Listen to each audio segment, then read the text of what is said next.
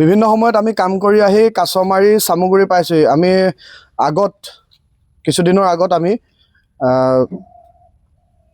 শিৱসাগৰত শিমলুতলৰ পাণবেচা অঞ্চলত আমি খাদ্য সামগ্ৰী দি আহিছিলোঁ। তেওঁলোকে কোৱা মতে আমাক মেছেজ কৰি জনোৱা মতে খবৰ দিয়া মতে তেওঁলোকে যিদৰে খোৱা সামগ্ৰীবোৰ পোৱা নাছিলে, কোনো তাত দিবগে পৰা নাছিলে আচলতে, সেই অঞ্চললৈ আমি তেওঁলোকৰ কথা শুনি গৈছিলোঁ আৰু সঁচাকৈ আমি সেই পৰিস্থিতি দেখি হতভম্ব হৈছিলোঁ। তাৰ মানুহখিনিৰ ভিডিঅ' অলৰেডি আমি ফেচবুকে হওক বা ইউটিউবত আমি আপলোড কৰি দিছিলোঁ যাতে বন্ধু বান্ধৱীসকলে, বাকী যিসকলে সতীৰ্থসকলে এতিয়া হাতে হাত ধৰি বিভিন্ন প্ৰান্তৰ পৰা খাদ্য সামগ্ৰী আনি সেই অঞ্চলবোৰলৈ পঠিয়াইছিলে, সেইসকলৰ যাতে পোৱাকৈ সহজলভ্য হোৱাকৈ ভিডিঅ'টো আমি প্ৰস্তুত কৰি দিছিলোঁ যাতে তেওঁলোকেও দিব পাৰে। এতিয়া সেইখন গাঁৱত প্ৰায় যথেষ্ট মানুহে দিছে। ঠিক তেনেদৰে এতিয়া আকৌ আমাক খবৰ দিছিলে ন ৰিমিবা, এতিয়া আমাক আকৌ খবৰ দিছিলে যে 50টা পৰিয়াল আছে, প্ৰায় 50টা পৰিয়াল আছে। তাৰে মাজত কিছু সংখ্যক পৰিয়ালৰ এনেকুৱা হৈছে যে কাপোৰ কানি নাই আৰু খাদ্যভাগ নাই। আমি তেওঁলোকৰ ভিডিঅ' ফটো ইমানকৈ দিয়া নাই, কিন্তু অঞ্চলবোৰ আৰু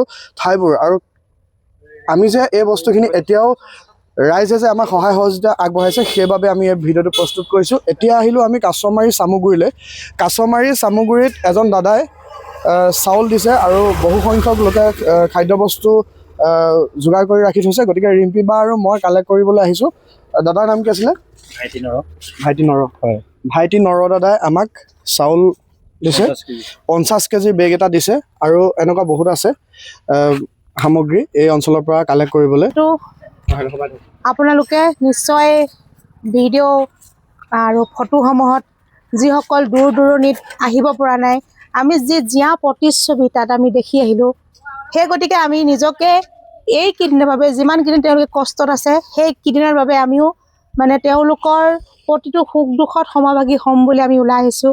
মোৰ মাতটো আপোনালোকে এবাৰ হ'লেও লক্ষ্য কৰিছে, মোৰ মাতটো ভাগি গ'ল।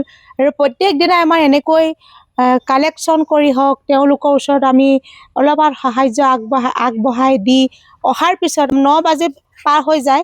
আমাৰ যিসকল আমাৰ লগত শুভাকাংক্ষী সেই সকলোখিনি আমি একত্ৰিত হৈ আমি যিমান পাৰোঁ সামৰ্থ্য অনুযায়ী, বিশেষকৈ আমি নিজে যিমানখিনি পাৰিছোঁ দিছোঁ। তথাপিও আমি আপোনালোকক মানে বহুত দিব চেষ্টা কৰোঁ, তথাপিও আমি পৰা নাই। আমি ৰাইজৰ সহায় সহযোগত, যিহেতু আজি মঙলবাৰ আমাৰ ওচৰতে এখন গমাৰি বজাৰ বহে, তাতে আমি যিমান পাৰোঁ কালেকশ্যন কৰিছোঁ আৰু তেওঁলোকে যিমান পাৰে দিছে, আমাক সহায় সহযোগ কৰিছে।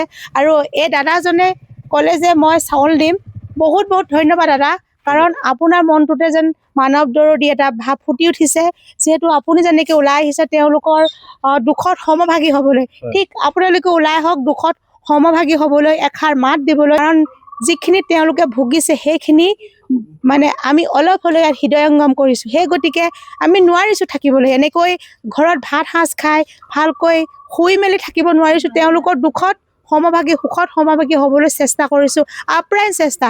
কাৰণ আমাৰ যিখিনি আমাৰ লগত অহৰ্নিশে লাগি আছে সকলোলৈকে, সকলো ফালৰ পৰা আপোনালোকক মানে অলপ হ'লেও মুখত হাঁহি বিৰিঙাবলৈ চেষ্টা কৰিছোঁ। আৰু আমি তাত কাপোৰ কানিকে ধৰি আমাৰ ৰেচন পাতি, দালি, আলু সকলোখিনি আমি আজি কালেকশ্যন কৰিছোঁ। কাইলৈ ভিতৰুৱা এখন ঠাইত, নামটো ইমান মই নাজানো, লগৰ ডিকু পিংকু নামৰ এজন মানে ভাওনাৰ দোহাৰৰ, তেওঁ মানে ভাওনা তেওঁ যায়, দোহাৰ হয়। আৰু সেই ডিকু পিংকু নামৰ ল'ৰাজনে ফোন কৰিলে যে বা এনেকুৱা আমাৰ একেবাৰে গাঁৱলীয়া ভিতৰুৱা অঞ্চলত আমি একোনো পৰা নাই। তেতিয়া তেওঁক ক'লোঁ চেষ্টা কৰিম কিমান পাৰোঁ। সেই গতিকে তেওঁ ফোনত তেওঁ যি আমাক কণ্টেক্ট কৰিছিল, সেই কণ্টেক্টত আমি তাত দিবলৈ যাম আমি কালিলৈ ভিতৰত। কাৰণ মানুহে মানুহৰ বাবে সেই কথাকে আপোনালোকে সকলোৱে জানে। আজি মোৰ মাত ভাঙি শেষ, তথাপিও মই কেতিয়াও ঘৰত বহি থকা নাই, কাৰণ আমাতকৈ আপোনালোকে বহুত কষ্টত আছে। আৰু ইয়াত চাউল তাউল বান্ধি ল'লোঁ আৰু আমাৰ বহুত বস্তু আছে, দেৰগাঁতো বহুত বস্তু যোগাৰ কৰি থৈছে, আমি তাৰ পৰা আনিবগৈ লাগিব। আৰু আপোনালোকে সহায় সহযোগ কৰিব বুলি কাটৰ অনুৰোধ জনালোঁ। ধন্যবাদ।